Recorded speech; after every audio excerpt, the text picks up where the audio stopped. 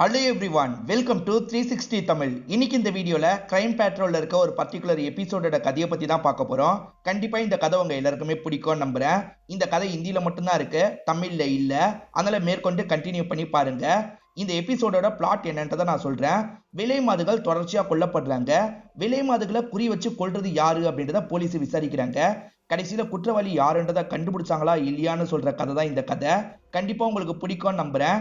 எக்ஸ்பிளனேஷனுக்குள்ள போறதுக்கு முன்னாடி வீடியோக்கு ஒரு லைக் போடுங்க. அது மூலியமா இந்த வீடியோ இன்னும் நிறைய பேர்கிட்ட கொண்டு போய் சேர்க்கப்படும்.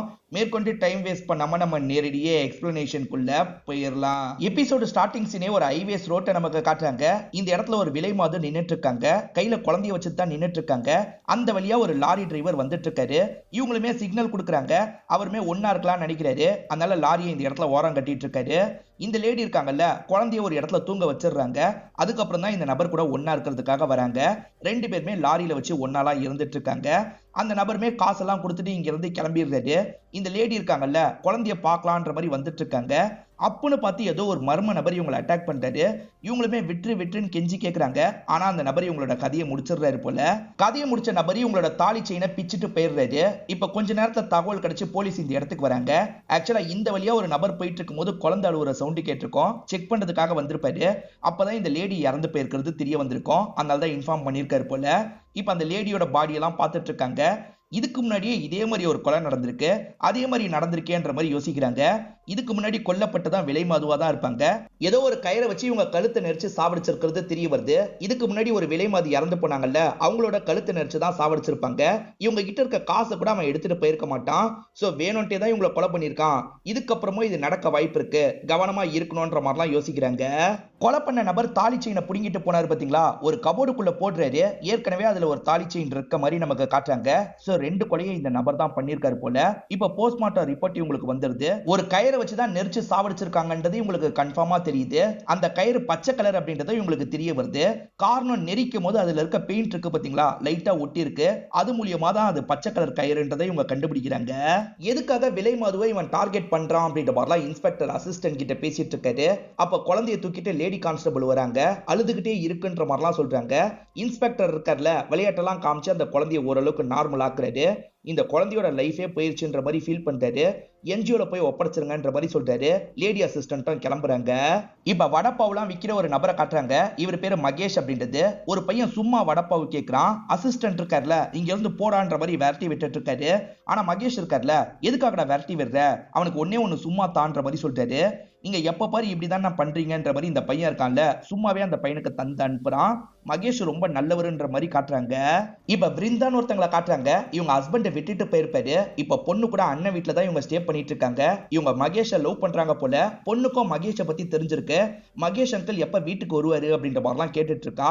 ஆனா இதெல்லாம் கேட்டுட்டு இருக்க அன்னிக்கு சுத்தமா பிடிக்க மாட்டேங்குது. மகேஷ் பார்க்கவே கொஞ்சம் லோக்கலா இருக்கார்ல, அதனால சுத்தமா அன்னிக்கு பிடிக்கவே பிடிக்காது. நீ மகேஷ் கிட்ட பழகிறது எனக்கு சுத்தமா பிடிக்கலன்ற மாதிரி நேரடியாவே சொல்றாங்க. அதே சமயம் அண்ணன் கிட்ட பேசுறதுக்காக வராங்க. எப்ப பாரு அந்த மகேஷ் கூட சுத்திட்டு இருக்கா, நீங்களாவது ஒரு வார்த்தை கேளுங்கன்ற மாதிரிலாம் சொல்றாங்க. அவளுக்கு பிடிச்சிருக்குன்னா விட்டுறேன்ற மாதிரி அண்ணன் சொல்றாரு. ஆனா அண்ணி ஏத்துக்க மாட்டாங்க. ஊர் பேச்செல்லாம் நான் தானே கேட்க வேண்டியதா இருக்கு, நீங்க இப்ப கேட்க போறீங்களா இல்லையான்ற மாதிரிலாம் சொல்றாங்க. அண்ணனும் எதுக்குமா அவன் பின்னாடி சுத்திட்டு இருக்கன்ற மாதிரிலாம் கேட்க ஆரம்பிக்கிறாரு. அப்பன்னு பார்த்து மகேஷ் இந்த இடத்துக்கு வந்து இந்த விஷயத்தெல்லாம் கவனிச்சிடுறாரு. இப்ப மகேஷ் அண்ணன் கிட்டயும் அண்ணி கிட்டயும் கோவப்படுறாரு.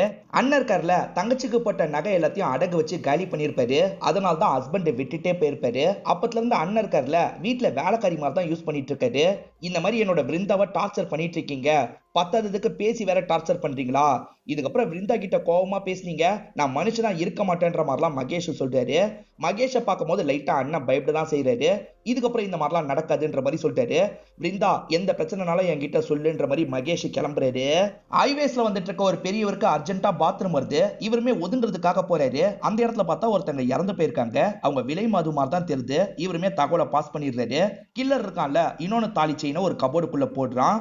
இப்ப கொஞ்ச நேரத்துல போலீஸ்லாம் இந்த இடத்துக்கு வந்துடுறாங்க. அதுக்குள்ள இன்னொன்று மரணம் நடந்துருச்சு அப்படின்ற மாதிரிலாம் யோசிக்கிறாங்க. கண்டிப்பா ஒருத்தன் தான் இந்த விஷயத்த தொடர்ச்சியா பண்ணிட்டு இருக்கான். ஏன்னா இந்த பொண்ணுமே கழுத்து நெரிச்சு தான் கொல்லப்பட்டிருக்கா அப்படின்ற மாதிரி இன்ஸ்பெக்டரும் டீம் கிட்ட பேசிட்டு இருக்காரு. அப்படியே கட் பண்ணி மகேஷ் வீட்டை நமக்கு காட்டுறாங்க. அம்மா நியூஸ் பேப்பர்ல இந்த விஷயத்த படிச்சிருப்பாங்க போல. ஹைவேஸ்ல தொடர்ச்சியா விலை மாதுகள்லாம் கொல்லப்பட்டு இருக்காங்க, அதை பத்தி நீ கேள்விப்பட்டியான்ற மாதிரி பையன் கிட்ட கேட்கறாங்க. பையன் அதெல்லாம் நான் கேள்விப்படல அப்படின்ற மாதிரி சொல்றாரு. ஆனா அம்மா பையனை கொஞ்சம் வித்தியாசமா பாக்குறாங்க. இன்ஸ்பெக்டரோட ஒய்ஃப் கிட்ட இருந்து போன் கால் வருது. நீங்க சும்மா சும்மா வடப்பாவை சாப்பிடாதீங்க, உங்களுக்கு செட் ஆக மாட்டேங்குது அப்படின்ற மாதிரி ஒய்ஃப் சொல்றாங்க. அதெல்லாம் சாப்பிடுறதையே விட்டுட்டேன்ற மாதிரி இவர் போய் சொல்றாரு. ஆனா அசிஸ்டன்ட்ட வடப்பாவை எடுத்துட்டு வந்து வைக்க சொல்றாரு. இது எல்லாத்தையும் வேற ஒரு அசிஸ்டன்ட் கவனிக்கிறாரு. என்ன சார் இந்த மாதிரிலாம் போய் பேசிட்டு இருக்கீங்கன்ற மாதிரி பார்வையிலேயே கேட்கிறாரு. பின்ன என்னையா, இததான் கொஞ்சம் ரிலாக்ஸா சாப்பிடுறேன், அதுக்கும் வேட்டு வச்சா எப்படின்ற மாதிரிலாம் இன்ஸ்பெக்டர் கேட்கிறாரு. இதுக்கப்புறமா விலை மதுகள் சாகிறத நம்ம விடக்கூடாது, எல்லா இடத்துலயும் ஆளுங்களை போடுங்க, மஃப்டில இருந்து கவனிக்கிட்டோன்ற மாதிரி சொல்லிட்டாரு. அசிஸ்டன்ட்டும் சரின்ற மாதிரிலாம் ஏத்துக்கிறாரு. அப்படியே கட் பண்ணி மகேஷ் விருந்தா பேசிட்டு இருக்கிறத நமக்கு காட்டுறாங்க. விருந்தா வேலைக்கெல்லாம் போயிட்டு இருக்காங்க போல. நீ எதுக்காக வேலைக்கு போனோம், சீக்கிரமா நம்ம கல்யாணம் பண்ணிக்கலாம், நான் நல்லபடியா பாத்துக்கிறேன்னு சொல்லிட்டாரு. இல்ல எனக்கு வேலைக்கு போறதுக்கு பிடிச்சிருக்கு, அதனால தான் போறேன், ப்ளீஸ் என்ன தடுக்காதீங்கன்ற மாதிரிலாம் விருந்தா சொல்றாங்க. சரி போயிட்டு வா அப்படின்ற மாதிரி இவருமே அனுப்பிலாம் வைக்கிறாரு. விருந்தா ஒரு துணி கடையில் தான் வேலை பார்த்துட்டு இருக்காங்க. ஒரு லேடிக்கு சாரி எல்லாம் வச்சு காமிச்சிட்டு இருக்காங்க. இதெல்லாம் ஓனர் இருக்கார்ல குறுகுறுன்னு பார்த்துட்டு இருக்காரு. இப்ப எல்லா கஸ்டமருமே வாங்கிட்டு கடையை விட்டு கிளம்பிடுறாங்க. இப்ப ஓனர் இருக்கார்ல விருந்தாக்கு பக்கத்துல வந்து பேச ஆரம்பிக்கிறாரு. நீ சாரி வச்சு காமிச்சல, அந்த சாரி உனக்கு ரொம்ப அழகா இருந்தது அப்படின்ற மாதிரி சொல்றாரு. இவங்களுமே நார்மலா நன்றி மட்டும் சொல்றாங்க. ஆனா இவர் நிறுத்துற மாதிரி இல்ல, மேற்கொண்டு ஃப்ளர்ட் பண்ற மாதிரிலாம் பேசுறாரு. அந்த சாரி உனக்கு நல்லா இருந்தது, அந்த சாரியை வேணா நீ எடுத்துக்கோ, என் கிஃப்டா வச்சுக்கோன்ற மாதிரிலாம் சொல்லிட்டு இருக்காரு. இவர் பேச்சே கொஞ்சம் கூட சரியில்லைன்ற மாதிரி இவங்க யோசிக்கிறாங்க. இதே சமயம் தான் மகேஷும் கூட்டு போறதுக்காக வாசல்ல வெயிட் பண்றாரு. இந்த ஓனர் சிரிச்சு பேசுறத பார்த்தா மகேஷ் டென்ஷன் ஆயிடுவாருன்னு புரியுது. சார் டைம் முடிஞ்சிருச்சு, நான் கிளம்புறேன்னு கிளம்புறாங்க. அந்த ஓனர் எதுக்காக வாங்கிட்ட சிரிச்சு பேசினா, உனக்கு தொல்லை கொடுக்குறானா அப்படின்ற மாதிரி கேட்கிறாரு. சேச்சா அதெல்லாம் ஒன்றும் கிடையாது, என்கிட்ட நார்மலா தான் பேசினாரு அப்படின்ற மாதிரி இவங்க போய் சொல்றாங்க. ஆக்சுவலா பொண்ணு இன்னும் அப்பாவா ஏத்துக்க ஆரம்பிக்கல, அதனாலதான் இவங்க வெயிட் பண்ணிட்டு இருக்காங்க போல. பொண்ணு சீக்கிரமா ஏத்துப்பா, அதுக்கப்புறம் நம்ம கல்யாணம் பண்ணிக்கலாம் அப்படின்ற மாதிரிலாம் விருந்தா சொல்லிட்டு இருக்காங்க. இவங்க ரெண்டு பேர் பேசிட்டு இருக்கிறத வேற ரெண்டு ஆன்டிஸ் கவனிக்கிறாங்க. அந்த ஆன்டிஸ் இருக்காங்கல்ல அன்னிகிட்ட பேசுறதுக்காக வந்துடுறாங்க. அவ எப்ப பாரு மகேஷ் கூட பேசிட்டு இருக்கா, இது எதுவுமே எனக்கு சரியா படல, நீ பாத்துக்கோ, இவங்க ரெண்டு பேரும் சேர்ந்தா ஊர் மக்கள் சும்மா இருப்பாங்கன்னு நினைக்கிறியா, இஷ்டத்துக்கு உங்க குடும்பத்தை பத்தி தான் பேசுவாங்கன்ற மாதிரிலாம் ஏத்தி விட்டுட்டு இருக்காங்க. இதனால அண்ணி பயங்கரமா டென்ஷன் ஆயிடுறாங்க. அண்ணன் கிட்ட என்ன சொல்றாங்கன்னா, இதுக்கப்புறம் இவ இந்த வீட்டுல இருக்க கூடாது, இந்த வீட்டை விட்டு இப்பயே போகணுன்ற மாதிரிலாம் சொல்றாங்க. அண்ணன் தடுக்கிறதுக்கு தான் ட்ரை பண்றாரு, ஆனா அண்ணி கேட்க மாட்டாங்க. இப்ப அவங்களோட திங்ஸ் எல்லாத்தையும் எடுத்துட்டு வெளியே கூட்டு வந்துட்டு இருக்காங்க. இது நடந்துட்டு இருக்கும் போது கரெக்டா இந்த இடத்துக்கு ஒருத்தர் வந்துடுறாரு. எல்லாருமே பார்த்து ஷாக் ஆகுறாங்க. மகேஷ் தான் வந்திருக்காருன்னு பார்த்தா மகேஷோட அசிஸ்டன்ட் தான் வந்திருக்காரு. மகேஷ் இந்த பொம்மையெல்லாம் உங்ககிட்ட தர சொன்னாரு அப்படின்ற மாதிரி தராரு. இவங்க இருக்காங்கல்ல நடந்த விஷயத்தெல்லாம் மகேஷ் கிட்ட சொல்லாதுன்னு சொல்றாங்க. சொல்ல மாட்டேன்ற மாதிரி இந்த பையன் கிளம்புறான். இந்த பையனுமே சோகமா கடைக்கிட்ட வந்துட்டு இருக்கான். என்னடா பொம்மையெல்லாம் தந்துட்டியான்ற மாதிரி இவர் கேட்கிறாரு. இந்த பையன் தந்துட்டேன்னு சாதாரணமா சொல்றான். ஏன் இவ்வளவு சாதாரணமா சொல்ற, ஏதாவது பிரச்சனையா அப்படின்ற மாதிரி இவர் கேட்கிறாரு. இவனுமே நடந்த விஷயத்தெல்லாம் சொல்லிடலான்ற மாதிரி யோசிக்கிறான். இந்த மாதிரிலாம் அந்த அண்ணனும் அண்ணியும் டார்ச்சர் பண்றாங்கன்ற மாதிரி நடந்த விஷயத்த சொல்றான். இதை கேட்கிற மகேஷ்க்கு பயங்கரமா இந்த இடத்துல கோவம்லாம் வருது. அந்த ஹைவேஸ்ல நிறைய விலை மாதுகள் இந்த விஷயத்த பண்ணிட்டு இருக்காங்க. மஃப்டில இருக்க போலீஸ் இருக்காங்கல்ல அவங்களுக்கே தெரியாம அவங்கள கண்காணிச்சிட்டு இருக்காங்க. எதுவுமே நடக்கிற மாதிரியே இல்ல. இப்ப இருட்டுனதுக்கு அப்புறம் இவங்க எல்லாருமே கிளம்பி போயிடுறாங்க. இப்ப நைட்டு நேரம் அண்ணனும் அண்ணியும் பேசிக்கிட்டே வந்துட்டு இருக்காங்க. அப்ப மகேஷ் பைக்ல எதிர வந்து இவங்களை நிறுத்துறாரு. என்னோட பிருந்தாவை கஷ்டப்படுத்துறீங்கன்னா நான் சும்மா இருக்க மாட்டேன்னு சொல்லியிருக்கேன்ல, அதை மீறியும் கஷ்டப்படுத்துறீங்களா அப்படின்ற மாதிரி அண்ணனை அடிச்சிடுறாரு. அண்ணனும் எதுவுமே நடக்கல புரிஞ்சுக்கோன்ற மாதிரிலாம் கேட்கிறாரு. இப்ப இவர் கோவமா இந்த இடத்த விட்டு கிளம்பிடுறாரு. மகேஷ் வேலை பார்த்துட்டு இருக்கும் போது இந்த அசிஸ்டன்ட் பையன் வரான். என்னென்ன நீங்களே வேலையை ஆரம்பிச்சிட்டீங்கன்னு கேட்கறான். நீ வர லேட் ஆச்சுல, அதனால தான் நானே ஆரம்பிச்சிட்டேன், எனக்கு வேற ஒரு வேலை இருக்கு, நான் கிளம்புறேன்ற மாதிரி ஒரு கயிறு எடுத்து பாக்கெட்ல வச்சிட்டு இருக்காரு. கிரீன் கலர்ல ஒரு கயிறை தான் எடுத்து பாக்கெட்ல வைக்கிறாரு. இந்த பையன் வேலையை பார்க்கறான். இவருமே இங்க இருந்து கிளம்ப ஆரம்பிக்கிறாரு. இப்ப அப்படியே கட் பண்ணி ஒரு விலை மாதுவை நமக்கு காட்டுறாங்க. அந்த விலை மாது கிட்ட ஒரு நபர் அப்ரோச் பண்றாரு. அவங்க இருக்காங்கல்ல குழந்தையெல்லாம் படுக்க வச்சுட்டு இந்த நபர் கூட ஒன்னா இருந்துட்டு இருக்காங்க. இவங்க ஒன்னா இருந்துட்டு இருக்கிறத லாங்ல இருந்து மகேஷ் கவனிக்கிற மாதிரி காட்டுறாங்க. இப்ப அந்த லேடி ஒன்னா இருந்து முடிச்சுட்டு இந்த இடத்துக்கு வந்துட்டு இருக்காங்க. அப்ப மகேஷ் இருக்கார்ல சட்டுன்னு பின்னாடி இருந்து இந்த லேடியை லாக் பண்றாரு. இப்ப நெரிச்சு இந்த லேடியோட கதையை முடிக்கிறாரு. சோ மகேஷ் தான் இந்த விஷயத்த பண்ணிட்டு இருக்காருன்றத நமக்கு காமிச்சிடுறாங்க. இப்ப போலீஸ்லாம் இந்த ஸ்பாட்டுக்கு வந்துடுறாங்க. இந்த வாட்டி வித்தியாசமா ஏதாவது கிடைக்குமான்ற மாதிரிலாம் தேடி பாக்குறாங்க. இப்ப மகேஷ் எதுவுமே நடக்காத மாதிரி வேலை பார்த்துட்டு இருக்காரு. அப்ப போலீஸ் ஜிப்பு வந்துட்டு இருக்கு. அதை பாக்குற இவர் பயப்படுறாரு. கரெக்டா இவரோட கடை கிட்ட போலீஸ் ஜிப்பு நிக்குது. நம்மள கண்டுபிடிச்சிட்டாங்களா அப்படின்ற மாதிரிலாம் பயந்துட்டு இருக்காரு. ஆனா அசிஸ்டன்ட் ஒருத்தர் இந்த இடத்துக்கு வராரு. சாருக்கு வடப்பாவு தானி கேட்கிறாரு. இவருமே வடப்பாவை தந்துடுறாரு. இன்ஸ்பெக்டருக்கு வடப்பாவு பிடிக்கும்ன்ற மாதிரி காமிச்சாங்கல்ல, அவர் தான் ஆளுங்க கூட சேர்ந்த மாதிரி வடப்பாவுலாம் சாப்பிட்டு கேட்டுட்டு இருக்காரு. இந்த மகேஷ் கொலை பண்ண கயிறை கீழே தான் வச்சிருக்காரு. அவங்க பார்த்தா தெரிஞ்சிடும். அந்த கயிறை எப்படியாவது எடுக்கணும்னு நினைக்கிறாரு. சைலண்டா வேலை பார்க்குற மாதிரி குனிஞ்சு அந்த கயிறை எடுத்துடுறாரு. எப்படியோ மறைச்சு வச்சாச்சு அப்படின்ற மாதிரிலாம் கொஞ்சம் நிம்மதி ஆகுறாரு. இப்ப கிளம்பலான்னு நினைக்கிற இன்ஸ்பெக்டர் இருக்கார்ல, திடீர்னு இவரை நோக்கி வராரு. கண்டுபிடிச்சிட்டாரா அப்படின்ற மாதிரிலாம் மகேஷ் ரொம்ப பயந்துட்டு இருக்காரு.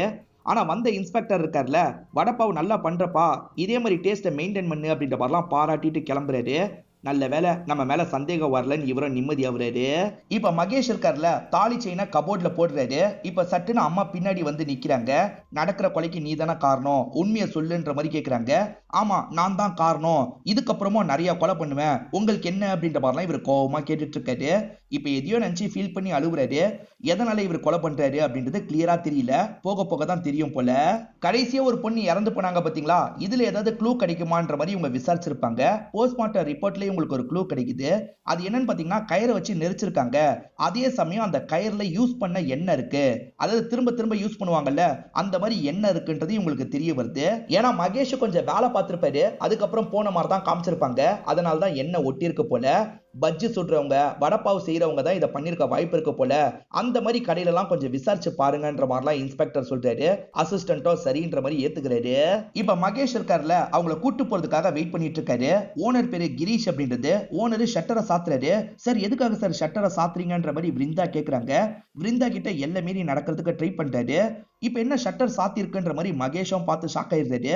இப்ப உடனே ஷட்டர் ஓபன் பண்ணிட்டு உள்ள வராரு. அப்பதான் கிரீஷ் எல்லை மீறி நடந்துட்டு இருக்கிறது இவருக்கு தெரிய வருது.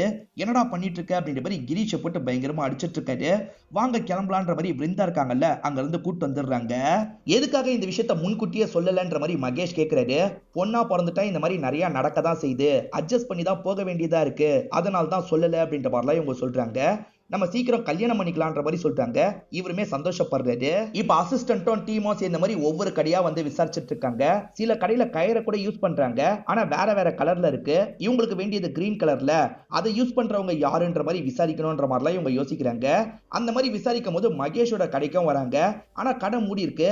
ஏன் கடை மூடி இருக்குன்ற மாதிரி பக்கத்து கடைக்காரர்கிட்ட விசாரிக்கிறாங்க. இல்ல சார், கூடிய சீக்கிரம் கல்யாணம் நடக்க போகுது, அதுக்கான பிளானிங்லாம் போயிட்டு இருக்கு, அதனால தான் கடைக்கு வரல போலன்னு சொல்றாரு. சரின்ற மாதிரி அசிஸ்டன்ட் ஏத்துக்கிறாரு. இப்ப அண்ணன் வீட்டுல விருந்தா இறந்து போயிருக்காங்க. விருந்தாவோட பாடியை பத்தி இவர் அழுதுட்டு இருக்காரு. விருந்தா என்னை விட்டுட்டு போயிட்டியே, யார் உன்னை இப்படி பண்ணான்ற மாதிரிலாம் அழுதுட்டு இருக்காரு. அப்பன்னு பார்த்தா அண்ணனும் அண்ணியும் வீட்டுக்கு வராங்க. விருந்தாவை என்னடா பண்ணன்ற மாதிரி கேக்குறாங்க. நான் எதுவுமே பண்ணல, வேற யாரோ ஏதோ பண்ணிருக்காங்கன்ற மாதிரி சொல்றாரு. ஆனா இந்த விஷயத்த அண்ணி நம்ப மாட்டாங்க. இவன் தான் ஏதோ பண்ணிருக்கான்னு யோசிக்கிறாங்க. பொண்ணை வேற யாரோ ரூம்குள்ள லாக் பண்ணி வச்சிருக்காங்க. யாரு லாக் பண்ணான்ற மாதிரிலாம் அண்ணி கேக்குறாங்க. தெரியல, நான் விளையாடிட்டு இருந்தேன், யாரோ கதவை சாத்திட்டாங்கன்னு பொண்ணு சொல்றா. கண்டிப்பா இவன் தான் பண்ணிருப்பான்ற மாதிரி அண்ணி நினைக்கிறாங்க. இப்ப போலீஸ்க்கெல்லாம் தகவலை கொடுத்து இந்த இடத்துக்கு வர வச்சிடுறாங்க. போலீஸும் என்னாச்சு ஏதாச்சுன்ற மாதிரிலாம் விசாரிக்கிறாங்க. அண்ணி இருக்காங்கல்ல, இவன் தான் இப்படி பண்ணிருக்கான்ற மாதிரிலாம் சொல்லிட்டு இருக்காங்க. இப்ப இன்ஸ்பெக்டருமே கழுத்தை பாக்குறாரு. கயிறை வச்சு நெரிச்ச மாதிரி தான் இருக்கு. இதுக்கு முன்னாடி நடந்த கொலைகள் மாதிரி தான் இதுவும் நடந்திருக்குன்ற மாதிரி பார்வையிலேயே அசிஸ்டன்ட் கிட்ட சொல்றாரு. என்ன நடந்தது அப்படின்ற மாதிரி டீட்டெயிலா கேக்குறாரு. அதுக்கு இந்த மகேஷ் இருக்கார்ல, சார் கூப்பிட்டான்றதுக்காக நான் வந்தேன், நான் வரும்போதே இறந்து போயிருந்தா, விருந்தாவை யார் கொலை பண்ணியிருந்தாலும் நான் விட மாட்டேன்ற மாதிரி சொல்றாரு. ஆனா இன்ஸ்பெக்டர் இவர் சொல்றதை நம்புற மாதிரியே தெரியல. இவரை கஸ்டடியில கொண்டு வந்துடுறாரு. நீ தானே இந்த கொலையை பண்ண, ஒழுங்கா ஒத்துக்கோன்ற மாதிரிலாம் கேக்குறாரு. சார் விருந்தா என்னோட உயிர் மாதிரி சார், நான் எப்படி சார் கொலை பண்ணுவேன், நாளா இந்த விஷயத்த பண்ணலன்னு சொல்றாரு. சரி அப்ப யார் பண்ணிருக்க வாய்ப்பு இருக்கு, அதை சொல்லுன்ற மாதிரி இன்ஸ்பெக்டர் கேக்குறாரு. இவரை பொறுத்த வரைக்கும் அண்ணா அண்ணி மேலதான் டவுட் இருக்கு. அதை பத்திலாம் சொல்றாரு. விருந்தாவை வேலைக்காரி மாதிரி தான் அவங்க ரெண்டு பேருமே யூஸ் பண்ணாங்க. அந்த வீட்டுல விருந்தாக்கும் பங்கு இருக்கு, அதை தரக்கூடாதுன்றதுக்காக கூட இப்படி பண்ணிருக்க வாய்ப்பு இருக்குன்ற மாதிரிலாம் சொல்லிட்டு இருக்காரு. சரி நீ எதுக்காக அந்த இடத்துக்கு போன, கால் பண்ணி கூப்பிட்டதா சொன்னல, தெளிவா சொல்லுன்ற மாதிரி இன்ஸ்பெக்டர் கேக்குறாரு. ஆக்சுவலா விருந்தா இருக்காங்கல்ல, நம்ம இன்னைக்கே ஒரு கோயில்ல போய் கல்யாணம் பண்ணிக்கலாம், நான் ரெடியா இருக்கேன், வரீங்களான்ற மாதிரி கேக்குறாங்க. நான் உடனே கிளம்பி வரேன்ற மாதிரி இவரும் சந்தோஷமா சொல்றாரு. அப்படிதான் சார் கிளம்பி போனன்ற மாதிரிலாம் சொல்றாரு. தாலி செயின்லாம் வாங்கிட்டு வர சொன்னா அதெல்லாம் வாங்கிட்டு இந்த டைம் தான் போனன்ற மாதிரி சொல்றாரு. வேற யார் மேலேயாவது டவுட் இருக்கான்னு இன்ஸ்பெக்டர் கேக்குறாரு. இவர் யோசிக்கும் போது அந்த கிரீஷ் மேல டவுட் வருது. கிரீஷ் கூட இப்படி பண்ணிருக்க வாய்ப்பு இருக்குன்னு சொல்றாரு. இப்ப இன்ஸ்பெக்டரும் டீமும் கிரீஷோட கடைக்கு வந்துடுறாங்க. நீங்க எல்லை மீறி நடந்தீங்களான்னு கேக்குறாங்க. இல்ல சார், அவன் போய் சொல்றான், நான்லாம் அப்படி பண்ணலன்னு சொல்றாரு. இங்க சிசிடிவி இருக்கிறத கவனிக்கிறாங்க, அதை செக் பண்ணோம் அப்படின்ற மாதிரி கேக்குறாங்க. இவர் உடனே பயப்பட ஆரம்பிக்கிறாரு. சார் செக்லாம் பண்ணாதீங்க சார், நான் நடந்த விஷயத்த சொல்லிடுறேன். ஆமா சார், நான் எல்லை மீறி நடக்கிறதுக்கு ட்ரை பண்ணேன் அப்படின்ற மாதிரி சொல்றாரு. திரும்பி எல்லை மீறி நடக்கிறதுக்கு ட்ரை பண்ணிருக்க, அவ அதுக்கு ஒத்துக்கல, அதனால கதையை முடிச்சிட்ட அப்படி தானேன்னு கேக்குறாங்க. சார் அவ இறந்து போயிட்டாளா, சத்தியமா எனக்கு தெரியாது சார், நாளா இந்த விஷயத்த பண்ணலன்ற மாதிரி இவர் சொல்றாரு. ஒருவேளை இவன் பண்ணல போலன்ற மாதிரி இவங்களுமே கடையை விட்டு கிளம்புறாங்க. இருந்தாலும் டவுட் இருக்குல்ல, ஒரு பக்கம் இவனை பத்தி விசாரிங்கன்னு இன்ஸ்பெக்டர் சொல்றாரு. இன்னும் உங்களுக்கு மகேஷ் மேலயும் டவுட் இருக்க தானே செய்யுது. அதனால மகேஷோட கடையில கயிறு இருக்கான்றதை செக் பண்ணுவோன்ற மாதிரி நினைக்கிறாங்க. கயிறு இங்கதான் இருந்திருக்கும், ஆனா இப்ப கயிறு மிஸ் ஆகுது. இவங்கள பொறுத்த வரைக்கும் கயிறு இல்லைன்னு நினைக்கிறாங்க. மகேஷ் கடையில கயிறு இல்லைன்ற மாதிரி அசிஸ்டன்ட் சொல்றாரு. அதே மாதிரி மகேஷ் சொன்ன ஸ்டேட்மெண்ட் உண்மைதான் சார். 11 மணிக்கு அவங்க கிட்ட இருந்து கால் வந்திருக்கு. இவர் 12 மணிக்கு தான் அந்த இடத்துக்கு போயிருக்காரு. இவர் போறதுக்குள்ளேயே அவங்க இறந்து போயிருக்காங்க. சோ கண்டிப்பா மகேஷ் இதை பண்ணிருக்க வாய்ப்பு இல்லைன்ற மாதிரி சொல்றாரு. மகேஷ் தாலி செயின் வாங்குற இடத்துலயே போனை வச்சுட்டு வீட்டுல போய் கொலை பண்ணிருக்கலாம். அதுக்கப்புறம் வந்து போன் எடுத்துட்டு திரும்பி வீட்டுக்கு போயிருக்கலாம். எப்படினாலும் இருந்திருக்கலாம். அதனால மகேஷோட அசிஸ்டன்ட்டை கூப்பிட்டு பேசி பார்க்கலாம் அப்படின்ற மாதிரி இன்ஸ்பெக்டர் சொல்றாரு. இப்ப அசிஸ்டன்ட் பையனை வர வச்சிருக்காங்க. விருந்தாவை மகேஷ் தானே கொலை பண்ணாரு அப்படின்ற மாதிரிலாம் கேட்கறாங்க. சார் விருந்தாவை எப்படி சார் மகேஷ் கொலை பண்ணுவாரு? ரெண்டு பேருமே அந்த அளவுக்கு க்ளோஸா பழகிட்டு இருந்தாங்க. என்னோட ஓனர்லாம் பண்ணிருக்க வாய்ப்பே இல்லைன்ற மாதிரி சொல்றான். எப்பவுமே பிருந்தாவை அண்ணி தான் சத்தம் போட்டுக்கிட்டே இருப்பாங்க. அந்த அண்ணனும் அண்ணியும் ஏதாவது பண்ணிருக்க வாய்ப்பு இருக்குன்ற மாதிரி இந்த பையன் சொல்லிட்டு இருக்கான். சரி கிளம்புன்ற மாதிரி இவங்க சொல்றாங்க. இவன் கிளம்பலாம் நினைக்கும் போது இன்ஸ்பெக்டர் இருக்கார்ல, தள்ளுவண்டி வச்சிருக்கவங்க எல்லாம் கயிறு மாதிரி யூஸ் பண்ணுவீங்கல்ல, அந்த மாதிரி நீங்க ஏதாவது கயிறை யூஸ் பண்றீங்களா? கிரீன் கலர்ல ஏதாவது கயிறை யூஸ் பண்றீங்களா அப்படின்ற மாதிரி கேட்கிறாரு. அந்த மாதிரி ஒரு கயிறை நம்ம யூஸ் பண்றோன்றது இந்த பையனுக்கு தெரியும். ஆனா இந்த பையன் இல்லைன்ற மாதிரி பொய் சொல்றான். அப்படி பொய் சொல்லும் போது இவன் கொஞ்சம் தடுமாறுறான். இந்த விஷயத்தை இன்ஸ்பெக்டரும் நோட் பண்றாரு. இவன் இல்லைன்னு சொன்னதுனால அனுப்பி விடுறாரு. இவன் இல்லைன்னு சொல்றதையே தடுமாறி சொல்றான். கண்டிப்பா இவன் எதையோ மறைக்கிறான். அது என்னன்றதை நம்ம கண்டுபிடிக்கணும்ன்ற மாதிரி சொல்றாரு. இப்ப மகேஷ் கிட்ட வந்துடுறாங்க. நீ ஏதாவது கயிறு மாதிரி யூஸ் பண்றியான்ற மாதிரி கேக்குறாங்க. உள்ளுக்குள்ள மகேஷ் பயங்கரமா ஷாக் ஆகுறாரு. ஆனா அது வெளியே காட்ட மாட்டாரு. இல்ல சார், அந்த மாதிரி எந்த ஒரு கயிறும் நான் யூஸ் பண்றது இல்லைன்ற மாதிரிலாம் சொல்றாரு. எந்த ஒரு ஆதாரமும் இல்லாம இவரை செல்லுக்குள்ளேயே வச்சிருக்க முடியாதுல்ல. சரி இவனை அனுப்பி விடுங்கன்ற மாதிரி இன்ஸ்பெக்டர் சொல்றாரு. கிரீஷை பத்தியும் இவங்க செக் பண்ணிருப்பாங்க. அப்படி செக் பண்ணதுல ஒரு விஷயம் உங்களுக்கு தெரிய வருது. ஆக்சுவலா கிரீஷ் இருக்காரு பாத்தீங்களா, அவங்க கொல்லப்படுற டைம் அந்த இடத்துக்கு போயிருக்காரு. சோ இவர் கூட பிருந்தாவை கொலை பண்ணிருக்கலான்ற மாதிரி இவங்க யோசிக்கிறாங்க. இதை பத்தி அவர் சொல்லல, அதனால அவர் மேல பயங்கரமா டவுட் வருது. இப்ப அவரை லாக் பண்ணி போட்டு பயங்கரமா அடிக்கிறாங்க. பிருந்தா இறந்து போன டைம் நீ அந்த இடத்துல இருந்திருக்க, நீ தானே இந்த விஷயத்த பண்ண, ஒழுங்கா சொல்லுன்ற மாதிரிலாம் கேட்கறாங்க. சார் நடந்த விஷயத்த நான் சொல்லிடுறேன் சார் அப்படின்ற மாதிரி இவர் சொல்றாரு. ஆக்சுவலா பிருந்தாவை அடையணுன்ற மாதிரி இவருக்குள்ள ஒரு வெறி இருந்திருக்கும். பிருந்தாவோட வீட்டுக்கு போய் அவங்க கிட்ட எல்லை மீறி நடக்கலாம்னு நினைச்சிருப்பாரு. இவர் வீட்டுக்கிட்ட வரும்போதே ஒரு பையன் வீட்டை விட்டு போறத கவனிச்சிருப்பாரு. அதை மீறி உள்ள வந்திருப்பாரு. வந்தவர் ஷாக் ஆயிருப்பாரு. ஏன்னா ஆல்ரெடி அவங்க கொல்லப்பட்டிருப்பாங்க. அதனால தான் சார் சைலண்டா அங்க இருந்து கிளம்பிட்டேன். நீங்க வந்து விசாரிக்கும் போது கூட இதை சொல்றதுக்கு பயந்துட்டு தான் சொல்லல அப்படின்ற மாதிரி சொல்றாரு. ஒரு பையன் ஓடினதை பார்த்ததா சொன்னல, அவன் அடையாளத்தை சொல்லுன்ற மாதிரி கேட்கறாங்க. இவரும் ஓரளவுக்கு அடையாளத்தை சொல்றாரு. அது மகேஷோட அசிஸ்டன்ட் கூட மேட்ச் ஆகுது. இவங்களுமே மகேஷோட அசிஸ்டன்ட் போட்டோவை காட்டுறாங்க. சார் இவன் தான் சார் அப்படின்ற மாதிரி இவர் சொல்றாரு.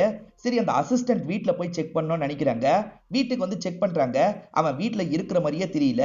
அப்பதான் பின்னம் பக்கம் சவுண்ட் வருது. என்ன ஏதுன்னு பார்க்கலான்ற மாதிரி இவங்க வெளியே வந்துட்டு இருக்காங்க.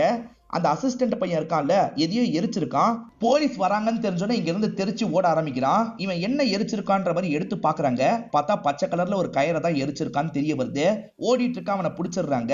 எதுக்காகடா போலீஸை பார்த்து பயந்து ஓடின, எதுக்காக இந்த கயிறை எரிச்ச, நீ தானே கொலை பண்ண அப்படின்ற மாதிரிலாம் கேட்கறாங்க. மகேஷ்க்கு போன் கால் வந்தோடனே தாலி செயின் வாங்கிட்டு போக போறேன்னு இந்த பையன் கிட்ட சொல்லிட்டு கிளம்பி இருப்பாரு. இந்த டைம் நம்ம ஒரு விஷயத்த பண்ணோம்னு நினைச்சிருப்பான். இவன் பிருந்தாவை பாக்குறதுக்காக வந்துடுறான். கல்யாணம் நடக்க போறதுக்கு வாழ்த்துக்கள் சொல்றான். அதே மாதிரி வடப்பாவை இவங்க கிட்ட தந்துட்டு இருக்கான். இவங்களுமே சந்தோஷமா வாங்கிட்டு இருக்காங்க. எனக்கு தண்ணி மட்டும் கிடைக்குமான்ற மாதிரி கேட்கறான். உள்ள வா நான் எடுத்துட்டு வரேன்ற மாதிரி இவங்களுமே தண்ணி எடுக்கிறதுக்காக கிச்சனுக்குள்ள போறாங்க. இவனுமே அந்த பொண்ணு ஒரு ரூம்குள்ள விளையாடிட்டு இருக்கிறத பாக்குறான். அந்த பொண்ணு வந்ததை கவனிச்சிருக்க மாட்டா. கதவை இவன் சாத்திடுறான். இப்ப இவங்களுமே தண்ணி கொடுக்கலான்னு வெளியே வராங்க. இவன் எங்க போனான்ற மாதிரிலாம் தேடிட்டு இருக்காங்க. இவன் சட்டுன்னு பின்னாடி இருந்து கயிறை போட்டு இவங்களை பயங்கரமா நெரிச்சிட்டு இருக்கான். இவங்க கதையை முடிச்சிடுறான். சைலண்டா இங்க இருந்து கிளம்பி இருப்பான். இவன் கிளம்பி போயிட்டு இருக்கும் போதுதான் கரெக்டா கிரீஷ் வந்து லைட்டா பாத்துருப்பாரு. இவன் எதுக்காக இந்த விஷயத்த பண்ணான்றதுக்கான காரணத்தை சொல்றான். ஆக்சுவலா மகேஷ் ஜெயிலுக்கு போயிட்டாருன்னா அந்த கடை இவனுக்கு சொந்தமாயிடும்ல, அதுக்கு ஆசைப்பட்டு தான் இப்படி பண்ணிருப்பான். கண்டிப்பா மகேஷ் மேலதான் சந்தேகம் போகுன்றதுக்காக தான் இப்படி பண்ணன்னு சொல்றான். இவன் கயிறை வச்சு நெரிச்சு சாவடிச்சிருக்கான்ல, அதனால ஐவேஸ் கொலைக்கும் இவனுக்கும் சம்பந்தம் இருக்கிறதா இன்ஸ்பெக்டர் நினைக்கிறாரு. அந்த கொலைகளையும் நீ தானே பண்ணன்ற மாதிரிலாம் கேட்கிறாரு. சார் சத்தியமா அந்த கொலைகள்லாம் நான் பண்ணல சார், அந்த கொலைகள்லாம் பண்ணதே மகேஷ் தான் அப்படின்ற மாதிரி இவனுமே சொல்ல ஆரம்பிக்கிறான். ஆக்சுவலா மகேஷ் வேலையை பார்த்துக்கோ, எனக்கு வேற ஒரு வேலை இருக்குன்னு கிளம்புனாரு பாத்தீங்களா, அப்படி கிளம்பும் போது பதட்டமா கிளம்பியிருப்பாரு. இந்த ஆள் எதுக்கு பதட்டமா கிளம்புறாருன்னு இவன் ஃபாலோ பண்ணிருப்பான். அப்பதான் அவர் கொலை பண்றதை இவன் நேரடியா பார்த்திருப்பான். அதை பார்த்துதான் நான் பிருந்தாவையே கொலை பண்ணன்ற மாதிரி இந்த பையன் சொல்றான். இதை கேட்கிற இன்ஸ்பெக்டரும் நீ பைத்தியமாடா, அவன் கொலை பண்ணதை அப்பயே நீ பார்த்திருக்கல, அப்பயே போலீஸ் கிட்ட சொல்லியிருந்தாலே மகேஷ் மாட்டிருப்பான், இதுக்கு எதுக்காகடா நீ பிருந்தாவை கொலை பண்ணி அவனை மாட்டி விடணும்னு நினைச்சன்ற மாதிரி கேட்கிறாரு. சார் அந்த அளவுக்கு எனக்கு விவரம் பத்தல சார், அதனால தான் அப்ப சொல்லாம விட்டுட்டேன். பிருந்தாவை கொலை பண்ணி மாட்டி விடலாம்னு நினைச்சேன். எல்லாம் ஏன் தப்பு தான் சார், தப்பு பண்ணிட்டேன்ற மாதிரிலாம் ஃபீல் பண்றான். இவன் சொல்றதை வச்சு பார்க்கும்போது ஹைவேல கொலை பண்றது மகேஷ்னு உங்களுக்கு தெரிய வருது. மகேஷோட வீட்டுல விசாரிக்கலான்ற மாதிரி கதவை தட்டிட்டு இருக்காங்க. கதவை அம்மா தான் திறக்கிறாங்க. உங்க பையனை பத்தி பேசுறதுக்காக தான் வந்திருக்கோன்ற மாதிரி சொல்றாங்க. அம்மா கொஞ்சம் திரு திருன்னு முழிச்சிட்டு இருக்காங்க. அப்போ உங்களுக்கு எல்லாமே தெரியும்னு நினைக்கிறோம், தெரியுமான்ற மாதிரி இன்ஸ்பெக்டர் கேட்குறாரு.